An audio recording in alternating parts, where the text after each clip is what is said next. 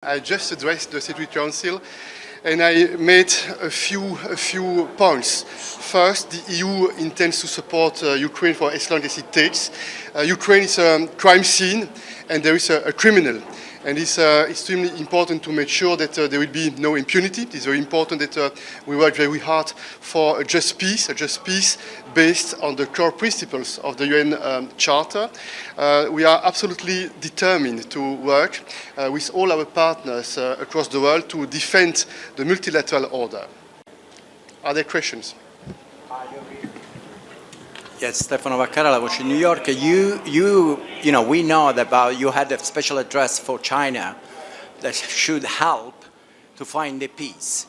How do you think the Chinese got your message? I'm absolutely convinced that we need to be extremely determined, all of us, because we are all witnesses of what's happening in Ukraine. We should be all determined to influence Russia, to make sure that Russia will, at the end, fulfill its international commitments and will respect the UN Charter. And you know, I'm on a regular basis in contact with the Chinese authorities in my capacity, and many times I had the occasion to pass this message to the Chinese authorities. We think that all the nations across the world, all those who sincerely believe in the multilateral model, in the multilateral approach, should be determined to use their influence to convince Russia to respect the UN Charter. United States, we know that from Secretary of State Blinken, the United States may going to give weapons, missiles that can actually reach Russia inside.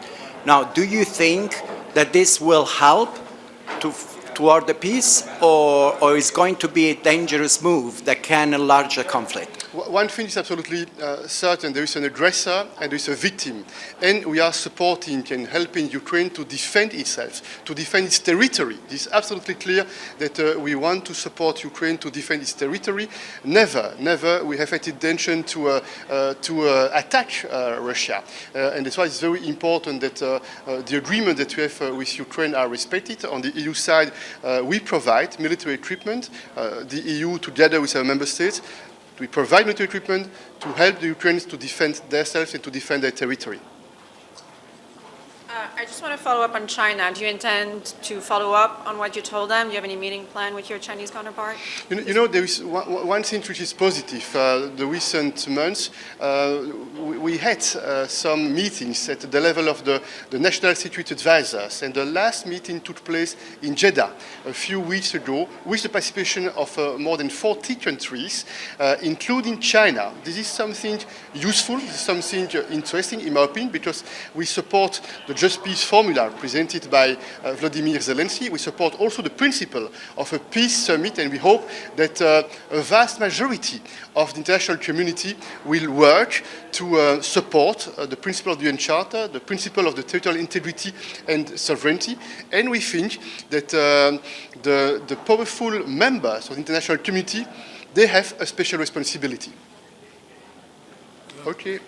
Paolo Mastrolilli with the Italian daily La Repubblica. The Italian government is talking about the possibility to having a new Sophia mission in the Mediterranean Sea. Do you think this is a possibility? Could you repeat the question, please? The Italian government has been discussing the possibility to have a new mission like Sophia patrolling the Mediterranean Sea. Do you see it as a possibility? And was it a mistake to do the agreement with Tunisia without the unanimous consensus of the Council? I'm in close contact with the Prime Minister of Italy on this topic, migration, and I intend to put the topic on the agenda during the next meeting that we'll have in Grenada, the informal European Council. It will be the occasion to have an exchange of views with the member states, to have the state of play on migration, and to see what we can do from the European Union to provide more support, to be a loyal partner, a very solid actor in addressing this common challenge.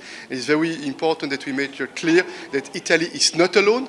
Migration is a common challenge for all the European Union and for all the member states, and solidarity is a key principle on the EU side. The EU has been a leader on AI and digital regulation. Are you finding partners here that are willing to work with you on that? About artificial intelligence, Artificial intelligence? Yeah. I think that the EU is a super regulatory power, and I think that we have a responsibility to make sure that the technology is at the service of the humanity. It's extremely important to make clear that there should be some principle, there should be some rules, and we need a certain level of convergence to make sure that we avoid a dangerous technological competition, especially in the field of defense and especially in the field of security. It's also very important to find the balance between innovation, which is important to support the economic growth, to support the improvement of the conditions of life across the world, but also the respect for privacy, respect for the fundamental principles. And I think that if there is one region in the world with a special responsibility to work for reaching this delicate balance, this is the EU. And that's why you're absolutely right that for us it's an important political debate, it's an important democratic debate, and we intend to assume our responsibilities at the international level on the question. And everyone agrees with you on that? I mean, there's a first mover's advantage here. Whoever innovates faster tends to win. Are people willing to slow down their innovation? I think that the question is less to slow down the innovation. The question is more to speed up the regulation. And it's also very interesting to observe that even the businesses active in this sector, they are advocating for rules, for principles, which I think is something which is needed indeed. We'll take one last question. No, maybe we can, if someone else has a question, if not, one last topic. Yes, it's about what President Zelensky said this morning. He was talking about the reform of the Security Council. He had some ideas. Now, Europe looks like doesn't have one idea, but hundreds of ideas. So I'm asking you, because, for example, Italy and Germany are on the opposite side. What is your idea for the Security Council? There isn't a possible idea that Europe could have to advance the reform. I invite you to listen to my speech that will take place tomorrow, because indeed I intend in my speech to express some European ideas about a world with more inclusivity, a world with a decision-making process based on more fairness. Thank you very much. Thank you.